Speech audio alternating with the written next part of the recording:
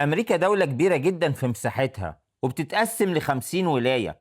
اللي قدامنا دلوقتي 48 ولاية، ويتبقى ولاية ألاسكا في شمال غرب قارة أمريكا الشمالية، وولاية جزر هاواي في وسط المحيط الهادي. ولاية أوهايو هي واحدة من الولايات المتحدة الأمريكية، وهي بتطل على بحيرة إيري، إحدى البحيرات العظمى العذبة. لأن زي ما حضرتك عارف إنه توجد 5 بحيرات عذبة مساحتها كبيرة. البحيرات دي بتشكل جزء من الحدود بين الولايات المتحدة وكندا، ما عدا بحيرة ميشيغان اللي كلها موجودة في الولايات المتحدة. بحيرة إيري طولها من الشرق للغرب 400 كيلو بالظبط.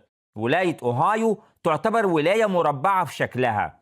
المسافة من حدها الشرقي لغاية حدها الغربي 360 كيلو. لما نبص على ولاية أوهايو من فوق هنلاحظ إن لونها أخضر زي معظم أراضي الولايات المتحدة، لأن أغلب أراضيها يا إما زراعات أو غابات أو مراعي وحشائش. لكن الغابات هناك وكل الشجر اللي في الشوارع وفي الأحياء مش بيكون أخضر وجميل كده طول السنة. تعالوا نروح لمكان على أحد الطرق السريعة في أوهايو. ده المنظر مثلا في شهر 7، وده المنظر في شهر 8 لنفس المكان ونفس الشجرة، وده المنظر في شهر 9، وده المنظر في شهر 10، وده المنظر في شهر 11، وده المنظر في شهر يناير في عز الشتاء، وده المنظر في شهر 6. يعني نفس المكان بيتغير شكله تماما على مدار شهور السنة، واللي بيحصل هو انه معظم اوراق الشجر بيتحول لونها تدريجيا من الاخضر للاصفر للبرتقالي في شهر 9 و10، وبعدين الورق بينشف ويتساقط في شهر 11، وخلال شهر 12 و1 و2 واوائل 3 اللي هو فصل الشتاء بتكون الشجرة من غير اي اوراق وكأنها هيكل عظمي. ده حتى الحشائش الجميلة الخضراء اللي في الأرض بيتغير لونها للأصفر. ولما يبدأ فصل الربيع 21 مارس بتبدأ فروع الشجر تنبت ورق جديد. الورق بيكون صغير في شهر 4، لكنه بيكبر وبيبقى في قمة جماله في شهر 5 و6. في شهر 7 و8 بيكون برضو الشجر شكله جميل، لكن لون الورق بيبدأ يغمق بعد ما كان أخضر فاتح، ويرجع الورق يصفر تاني في شهر 9، ونبدأ دورة سنوية من أول وجديد. الكلام اللي أنا بقوله ده ينطبق على الولايات الشمالية زي نيويورك وبنسلفانيا وأوهايو وإنديانا ولغاية حتى نورث كارولاينا وتينيسي وأركانسا، علشان ما يجيش واحد عايش في فلوريدا أو تكساس أو جنوب كاليفورنيا ويقول لي الكلام ده كله ما بيحصلش.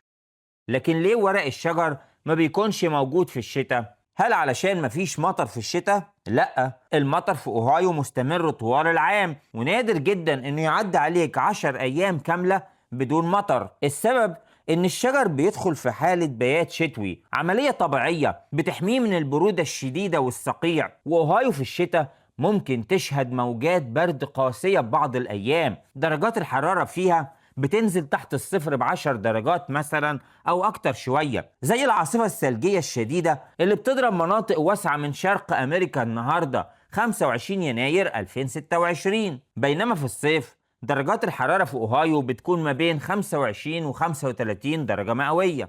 نرجع لكلامنا عن الطبيعة والخضرة والغابات، وعايز أقولك إن ناس كتير هناك عايشين جنب الغابة أو في مناطق غابية مخططة مش عشوائية. والغابة اللي هناك ما هياش الغابة اللي في مفهومك الإفريقي، يعني قردة وأفيال وزراف وحمار وحشي وأسود. لا لا، الغابة هناك حاجة مختلفة جدا. يعني مثلا أنت هناك ممكن تفتح شباك بيتك تلاقي سنجاب بيخزن أكل، أو راكون بيفتش في الحديقة، وممكن جدا وانت سايق عربيتك تلاقي غزال بيعدي الطريق قدامك بكل هدوء. هي غابة أنيقة ومنظمة، مش أدغال متشابكة، وبتحس فيها بهدوء عجيب يخليك تنسى إنك جوه مدينة كبيرة. شايف مثلا المكان ده في شمال مدينة كولومبوس في ولاية أوهايو؟ لاحظ الأشجار الكثيفة دي غابة، لكن تم تقطيع بعض أشجارها وتحويلها لمساكن أو لطرقات أو لمساحات خضراء مفتوحة، وهتلاقي هناك مسارات لمشي الناس وسط الشجر أو وسط الحشائش. فلو نزلنا مثلا هنا فهنلاقي إن الغابة هي جزء من حياة الناس. الطرق مع الغابة، البيوت مع الغابة. الغابة هناك شيء جميل جدا، الناس بتحبه، مش بتخاف منه. تتمشى فيها، تركب عجل، أو تخرج مع عيلتك وتعملوا قعدة حلوة أو باربيكيو. ولو ركزنا وعملنا زوم أكتر هنلاقي إن في بيوت مبنية ومعمولة حرفيا وسط الغابة، وسط الشجر. وتعالوا ننزل ونتفرج. شايف البيوت موجودة ازاي وسط الشجر؟ لكن زي ما قلت لك، الغابة مش دايما بالشكل الجميل ده، لأنه في الشتاء بيكون المنظر مختلف تماما. وعلشان كده تلاقي شخص دخل أمريكا أول مرة في حياته في الشتاء فتجيله صدمة، وهو كان فاكرها جنة جميلة، فيقولك عليها كئيبة ومش ممتعة إطلاقا. طبعا عنده حق، لأنه المكان هناك في الشتاء يجيب اكتئاب فورا. شمال أمريكا في الشتاء يعني برد ونهار قصير ومفيش خضرة ولا ورد. لكن الشخص ده لو يصبر 2-3 بس لغاية ما يجي شهر إبريل، شهر 4، فهيبدأ يحس بجمال الغابات وجمال الطبيعة وجمال الشوارع الخضراء. لكن في ناس حتى لو راحت أمريكا في الصيف فمش هتعجبها، لأنه متعود على الروح والحياة والزحمة والهيصة اللي في دوران شبرا أو في الكوربة أو حتى في فيصل عند شارع ال20. فلو بصينا من فوق على مدينة زي كولومبوس اللي هي عاصمة ولاية أوهايو، فهي تعتبر مدينة كبيرة ولكن كبيرة متوسطة. يعني المنطقة الحضرية كلها لكولومبوس بضواحيها بالمدن الملاصقة ليها عدد سكانها 2,100,000. فهي مش مدينة عملاقة فيها 10-20 مليون زي نيويورك أو لوس أنجلوس أو شيكاغو. شوف معايا، ده الطريق الدايري حول كولومبوس. لا استنى، ما تخافش، أنا طبعا مش هشرحها بالتفاصيل اللي بشرحها في الدنيا. أنا بس بفرجكم شكل المدينة الأمريكية بوجه عام بيبقى عامل إزاي. لأنه كولومبوس من وجهة نظر الشخصية تعتبر مدينة ستاندرد، يعني مدينة شبيهة لكتير جدا من المدن الأمريكية، اللي هو أنت بتلاقي داون تاون، يعني منطقة مركزية كبيرة فيها شوية عمارات عالية وناطحات سحاب وشركات مالتي ناشونال وشوارع عريضة، وغالبا بتكون مكان وظيفي للأعمال أكتر ما فيها لمسة جمالية.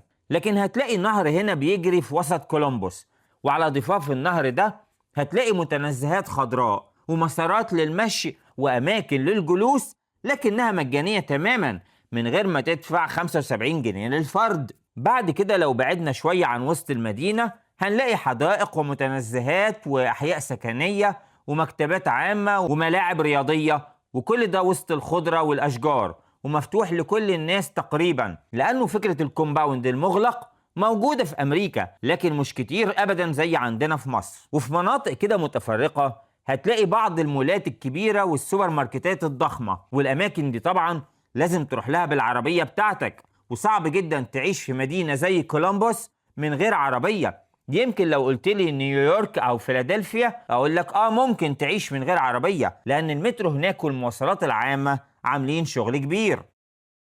وأنا عايز أوريكم المكتبات العامة في مدينة كولومبوس وما حولها، والفقرة دي من الفيديو كتبها لي تشات جي بي تي. بيقول إيه؟ في أمريكا عموما وفي كولومبوس أوهايو تحديدا المكتبات العامة لسه عايشة وبقوة، ومش مكان مهجور ولا قديم. المكتبة هناك مش بس رفوف كتب، دي مركز حياة حقيقي للمجتمع. تلاقي أطفال داخلين يقروا ويلعبوا ألعاب تعليمية، طلبة جامعة بيذاكروا، وشباب بيستخدموا كمبيوتر وإنترنت مجاني.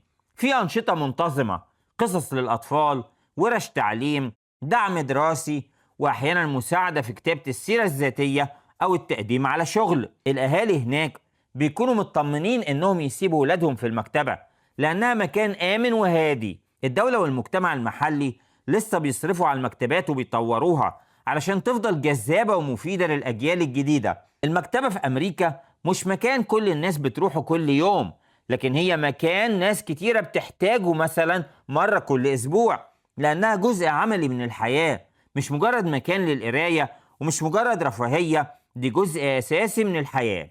وانت شايف الصورة قدامك لمكتبة عامة عادية في أمريكا، قد إيه هي متكلفة وقد إيه هي نظيفة ومخدومة ومتطورة، لكن كل ده مجاني لأنه ممول من الضرائب الكبيرة اللي الناس هناك بيدفعوها. الحاجة التانية اللي ممكن نعرفها إن طبعا في حاجة اسمها أحياء آمنة أكتر وأحياء أقل أمانا وأكتر خطورة وجرائم. بوجه عام كل ما المدينة كانت أكبر وأكثر ازدحاما كانت معدلات الجرائم فيها أكتر، حي زي ده هنا مثلا هتلاقي الشوارع ضيقة، أسعار الإيجارات أقل، ومساحات الحدائق أمام البيوت صغيرة جدا أو مفيش، وده مستوى الأمان فيه مش عالي قوي. لكن في حي زي بيكسلي هنا أو في مدينة لندن الصغيرة في شمال غرب كولومبوس فالدنيا واسعة والناس مرتاحة ومستواها التعليمي أعلى والجرائم أقل. وده طبيعي زي أي بلد في العالم، مش كل المناطق شبه بعض. ولكن لو اتحركت خارج مدينة كولومبوس فأنت كده هتخرج من المدينة إلى الريف، فهتلاقي بقى أرض زراعية واسعة ملهاش حدود. أوهايو طبعا من الولايات الزراعية المهمة. الأرض الزراعية حوالين كولومبوس بتعتمد أساسا على الأمطار، ونادرا ما المزارع بيحتاج إن يروي الأرض بنفسه. بس الزراعة هنا مش طول السنة زي مصر وبلاد كتيرة، وموسم الزراعة الحقيقي بيبدأ في الربيع بعد ما الصقيع والبرد يختفي، ويخلص مع بداية الخريف قبل ما البرد الشديد يبتدي. يعني في الغالب موسم زراعي واحد بس في السنة بيتركز في فترة الصيف الدافية، لأنه الشتاء هنا طويل وبارد والأرض بتتجمد، فما ينفعش تزرع موسمين في السنة. بتنتشر هنا زراعة الذرة وفول الصويا، زراعة واسعة آلية متخططة بدقة. الريف حوالين كولومبوس هادي، مساحات مفتوحة، بيوت بعيدة عن بعضيها، مزارع كبيرة، طرق مستقيمة طويلة، ومش زراعة مستمرة طول السنة. لو انت عايش في أمريكا وليك تعليق على الكلام اللي أنا قلته ده كله، اتفضل اكتب رأيك أو اوصف الواقع اللي انت عايشه هناك، ولكن عرفني انت في أي ولاية وكمان أي مدينة، لأنه أمريكا كبيرة جدا جدا، طولها كده 4000 كيلو وعرضها كده 2000 كيلو. هي قارة أكتر من مجرد دولة. ولو عجبك الفيديو ياريت تعمل لايك وتشترك في القناة. شكرا والسلام عليكم ورحمة الله وبركاته.